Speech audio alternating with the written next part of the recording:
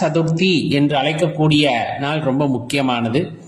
அதனை தொடர்ந்து வருகின்ற கருட பஞ்சமி அப்படின்னு சொல்லக்கூடிய நாளும் ரொம்ப சிறப்பான விஷயம். நல்ல புத்தி கூர்மையுள்ள ஆரோக்கியமான குழந்தைகளை வேண்டி இருப்பவர்கள் கருட பஞ்சமியிலே விரதமிருந்து வழிபாடு செய்தால் கிடைக்கும் என்று சொல்வார்கள்.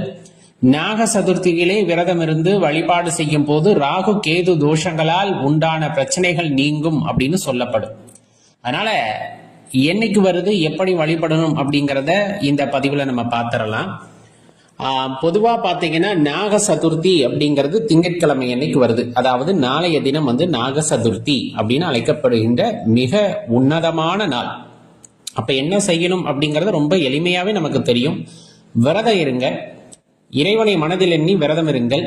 காலையிலிருந்து விரதம் இருந்து ஆலயத்துக்கு போங்க, புற்றுக்கோவிலுக்கு போங்க. அருகாமையில ஆலயங்கள் இருக்குன்னா அங்க போங்க. போயிட்டு மஞ்சள் குங்குமம் எல்லாம் அங்க இருக்கக்கூடிய அம்பிகைக்கு நம்ம சமர்ப்பணம் செய்து மனதார வழிபடுங்கள். ராகு கேதுக்களால் உண்டாகக்கூடிய தோஷங்கள் நீங்கி, அம்மா திருமண தடையிற்கு நீங்க வேண்டும், குழந்தை பேரு தள்ளி போகிறது, அது உடனே கைகூட வேண்டும், அந்த மாதிரி உங்களுக்கு என்ன கஷ்டம் இருக்கோ அந்த தோஷத்தால் அதை அம்பிகையிடம் முறையிடுங்கள். கண்டிப்பா அந்த முறையீடுகள் அப்படிங்கிறது அவ்விடத்திலே அம்மன் செவிமடுக்கும் பொழுது அந்த பிரச்சனைகள் நீங்கும் அப்படின்னா அதுல மாற்று கருத்து இல்லை. அடுத்த நாள் செவ்வாய்க்கிழமை என்னைக்கு வர்றது கருட பஞ்சமி அப்படின்னு சொல்றது. அதி அற்புதமான நாள் அப்படின்னு சொல்லலாம். இப்ப இந்த கருட பஞ்சமியில கருட பகவான வழிபாடு செய்வாங்க.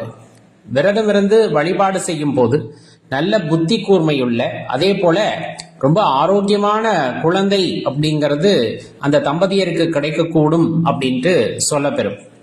அந்த வகையில தம்பதி சமயதரா செவ்வாய்க்கிழமை அன்னைக்கு விரதம் இருந்து ஆலயத்திற்கு போய் அங்க வழிபாடு செய்யும் போது, கருட பகவான வழிபாடு செய்யும் போது உங்களுக்கு காரியம் சித்தியாகும் அப்படிங்கறத மனதில் நிறுத்திக் கொள்ளுங்கள்.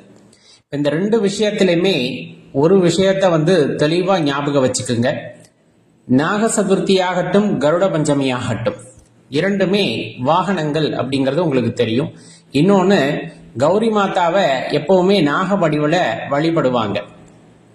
அப்ப இந்த வழிபாடு செய்யறோம் அப்படின்னா அம்பிகையை வழிபடுவதுமாக, கருடனை வழிபடும் பொழுது விஷ்ணு பகவானை வழிபடுவதுமாக இணைந்த வழிபாட்டுகளை நாம் செய்கின்றோம். அப்படிங்கும் போது அதற்கான பலன்களையும் நம்மால் அங்கு பெற முடியும் அப்படிங்கறத தெளிவா தெரிஞ்சுக்கணும்.